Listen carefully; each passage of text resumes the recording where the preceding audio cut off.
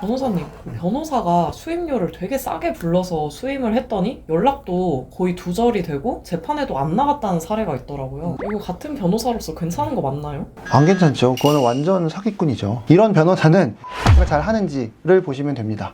예, 안녕하세요. 검사 출신 최용희 변호사입니다. 제가 의뢰인하고 상담을 해보면 의뢰인들이 변호사한테 사기당한 것 같다 라고 하시는 경우가 있는데, 가장 대표적으로는 변호사랑 연락이 안 되는 거예요. 내가 상담한 변호사는 A 변호사인데 연락도 안 되고, 명함에는 전화번호가 02라고 돼 있는 것밖에 없고, 전화하면 직원들이 받고 변호사가 처리해준다고 하고, 그래서 답답하다, 사기당한 것 같다 하는 이런 경우가 있습니다. 또 하나는 제가 최근에 만난 의뢰인인데, 이분은 자기가 사기를 당한 것 같은 줄도 모르는 분이라서 더 안타까웠는데, 초동 수사 단계에서부터 변호사를 선임해서 재판에 넘어가기까지 약 4개월, 5개월 동안 변호사랑 함께 했는데, 범행은 강력하게 부인하고 있음에도 불구하고 그 4, 5개월 동안 변호사가 의견서를 한 번도 안 낸 거예요.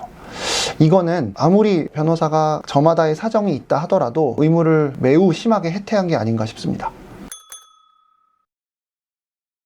첫 번째로는 변호사의 홈페이지에 학력과 출신 시험 그리고 경력이 올바르게 기재되어 있는지를 확인하는 것입니다. 이 부분은 사기꾼 같은 변호사를 걸러내는 방법이기도 하지만, 동시에 실력 없는 변호사를 걸러내는 방법이기도 하고, 또 하나는 내 사건을 맡게 될 변호사가 누군지를 정확하게 확인하는 방법이기도 하기 때문에 매우 중요하다고 할 수 있겠습니다. 여기서 제가 말한 학력은 대학원이 아니고 학부라는 점을 말씀드리고, 출신 시험이라는 거는 사법시험 출신인지 로스쿨 출신인지를 의미합니다. 이 부분이 가장 객관적인 것이라고 볼 수 있습니다. 로펌과 변호사 사무실의 홈페이지나 블로그 등을 보시면 놀랍게도 학력과 출신 시험을 써놓지 않은 것이 훨씬 많고, 경력만 수두룩하게 써놓는 것이 대부분입니다. 그런데 경력은 얼마든지 허위와 과장으로 기재하는 것이 가능합니다. 두 번째는 상담 시간 1시간 만에 구체적인 해결책을 제시하는 곳 또는 결과를 장담하는 곳입니다. 부디 상담을 하시는 의뢰인들이 상담에서 어떤 비전을 얻으려고 하는 것에 대해서 신중하시기를 조언드립니다. 사안에 따라서는 상담 1시간도 전에 명확한 결론이 나오는 경우도 있습니다. 그건 됩니다, 안 됩니다가 딱 나눠지는 경우도 있지만, 이거는 매우 드물고, 다들 아시겠지만 사건이 처리되고 결과가 나올 때까지는 최소 2개월, 3개월, 4개월이 걸리는데 1시간 만에 해결책을 제시한다는 거는 굉장히 위험한 일입니다. 게다가 대부분은 변호사가 상담을 하는 것도 아니고, 이후에 사건을 맡기면 앞에 앉은 변호사가 아닌